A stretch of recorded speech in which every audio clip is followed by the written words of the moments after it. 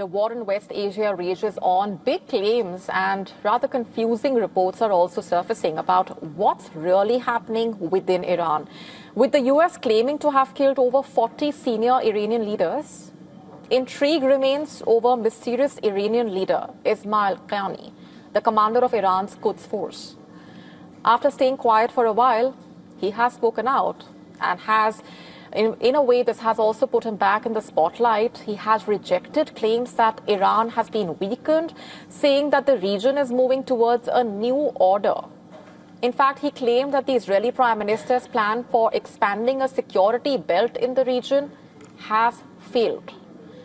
He credited Iran-backed groups like the Hezbollah and the Houthis for exposing what he called false Israeli promises. Qaani added that coordination among these forces has reached a whole new stage, stating that the war room of the resistance front has become unified. He sent out a clear message: get used to the new regional order. Now, he has been around for decades. He joined the Revolutionary Guards after the 1979 Iranian Revolution and fought in the Iran-Iraq War. He rose through the ranks and eventually took over the Quds Force. And in 2020, after Qasem Soleimani was killed in a US airstrike, over time there have been rumors suggesting that Qaani may have had links with Israeli intelligence. Some claims say he left places just before strikes happened. Others pointing to alleged material shared by Mossad, including a photo from a secret meeting. These claims have never been confirmed. There have also been multiple false reports about his death. In 2024 and again in 2025, some media outlets said he was killed, and each time he later surfaced on television alive. At one point, there was speculation that Iran may have detained or investigated him internally, but there has never been any clear proof of all of the speculation. Qaani has survived multiple attacks that killed other top leaders around him. In several cases, he is reported to have left locations just before they were targeted, like we said. And this includes incidents linked to strikes on senior Iranian officials. The reported killing of the Hezbollah leader, Hassan Nasrallah, and even during the 12-day war in 2025. Because of this, some people have started calling him the man with 9 lives. But then many questions remain. Are these reports about major leaders being killed accurate? Or are they part of a larger information war? And why does the mysterious Qaani keep surviving attacks that kill others around him?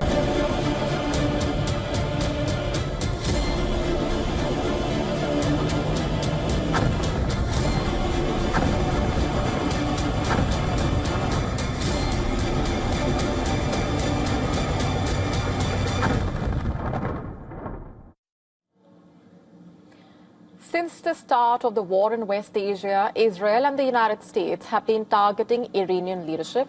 And to do so, Israel is reportedly relying extensively on algorithm-driven assassination, a powerful new AI platform reportedly helping Israel track, predict, eliminate human targets with precision. According to a report by the Washington Post, Israel's AI platform ingests enormous amounts of data gathered through deep surveillance networks inside Iran, as well as from intelligence shared by Israel's spy agency, Mossad, and Unit 8200, an elite cyber operations branch of the IDF intelligence.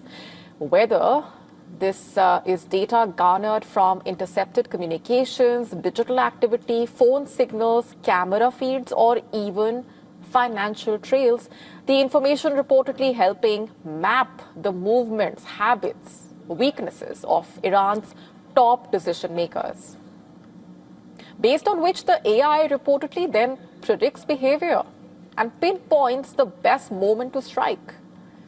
And according to the report, Israel has carried out targeted killings of over 250 senior Iranian figures since the start of the war, including the strikes that killed Iran's supreme leader, Ayatollah Ali Khamenei.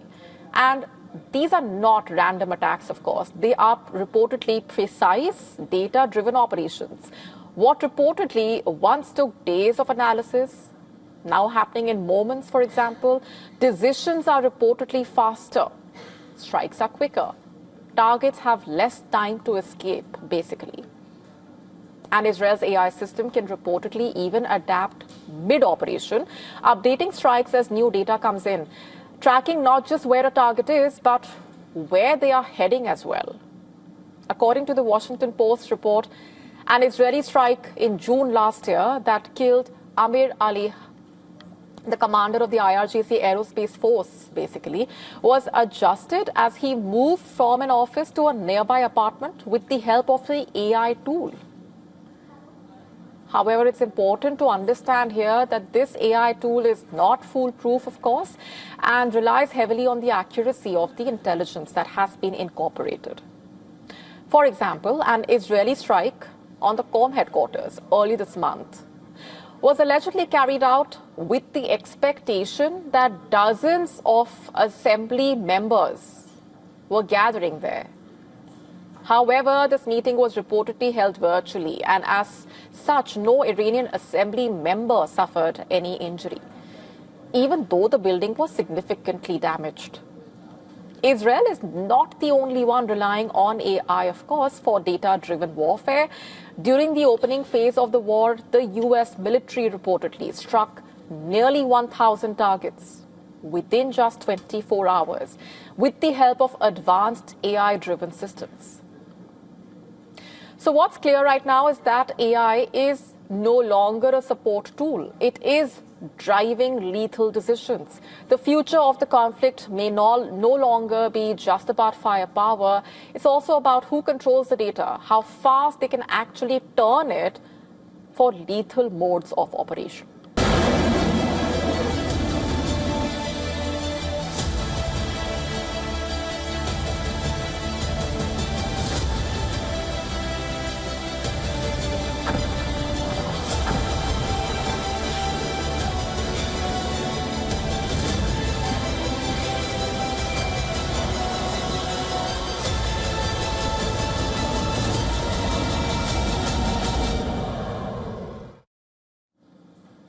A blunt refusal from a key NATO ally has once again put the spotlight on a critical vulnerability in America's war machine.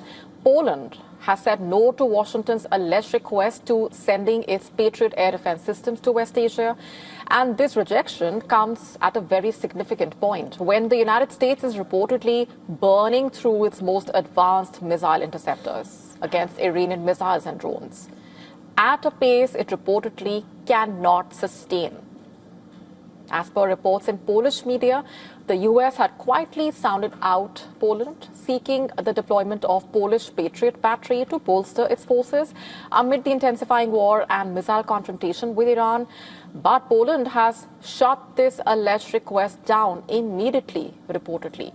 Poland's defense minister saying the Patriot systems will stay where they are. These batteries, he said, exist to defend Polish skies and NATO's eastern flank, making it absolutely clear that nothing is changing and there will be no redeployment, adding that Poland's security remains the absolute priority. Now, this is significant. Poland operating at least 2 Patriot batteries and has ordered for the purchase of 6 more such batteries from the United States. These US-made systems can reportedly intercept incoming aircraft and missiles at distances of up to 100 kilometers, making them vital to NATO's eastern defense shield. Globally, at least 20 countries operate Patriot systems, including the United States, Germany, Japan, Israel, Saudi Arabia, South Korea, Poland, Qatar, the UAE, Ukraine, among others. Washington has been scrambling for such interceptors.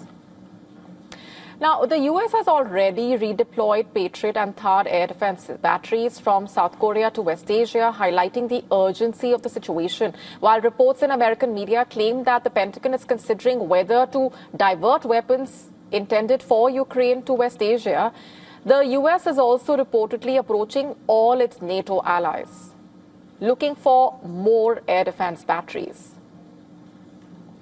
Each Patriot interceptor costing roughly $4 million. It is America's frontline defense against drones, cruise missiles, tactical ballistic threats. It can hit ballistic missiles at a range of around 35 kilometers and travels at speeds exceeding 4,900 kilometers per hour. Built by Lockheed Martin, the missiles are powered by a solid rocket motor. But then here's the actual pressure point. According to reports, in just 4 days of Operation Epic Fury, American Patriot systems defending Gulf states fired 943 interceptors, almost equal to what US factories produce in 18 months. And according to a British think tank, US military and Gulf states used over 1,280 Patriot missiles in the first 16 days of the war itself. Just to put that into perspective, the US manufactures only about 650 Patriot interceptors annually, and that makes it extremely difficult to replace the thousands that are being used in a matter of weeks. So now Washington is basically pulling air defense systems from multiple regions, including East Asia and elsewhere, to try and fill these gaps.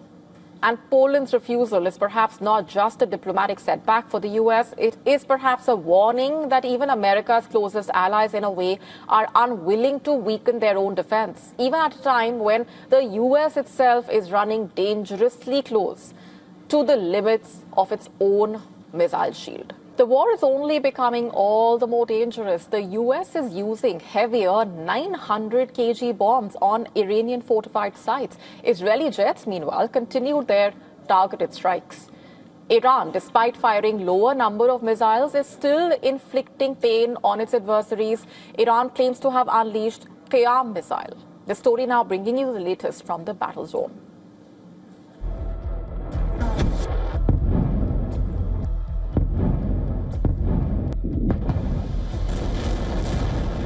Two massive explosions sending columns of smoke in central Iran's Isfahan.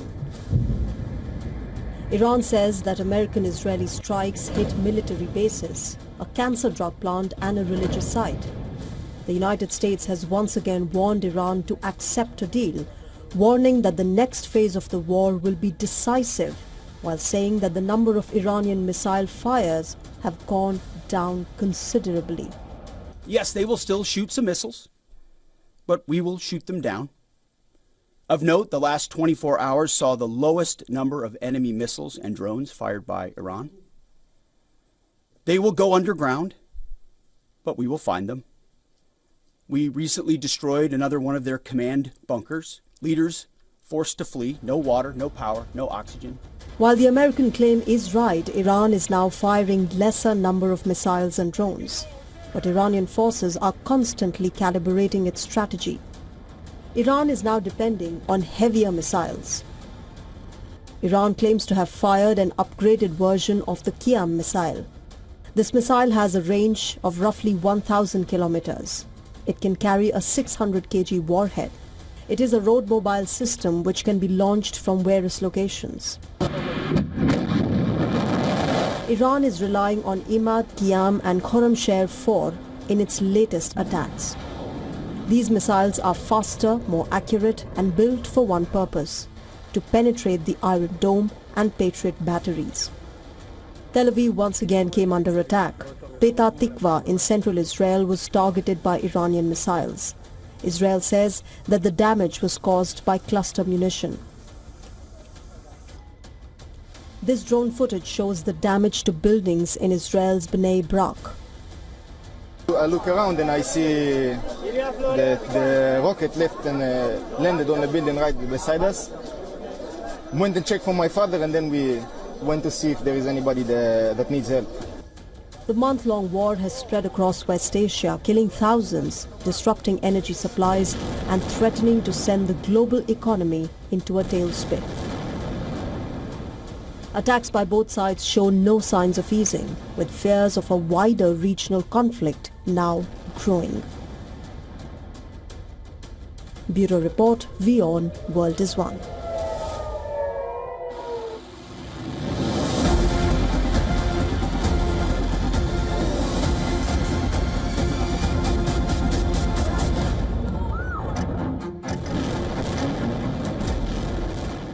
To stay up to speed with the latest news, download the WION app and subscribe to our YouTube channel.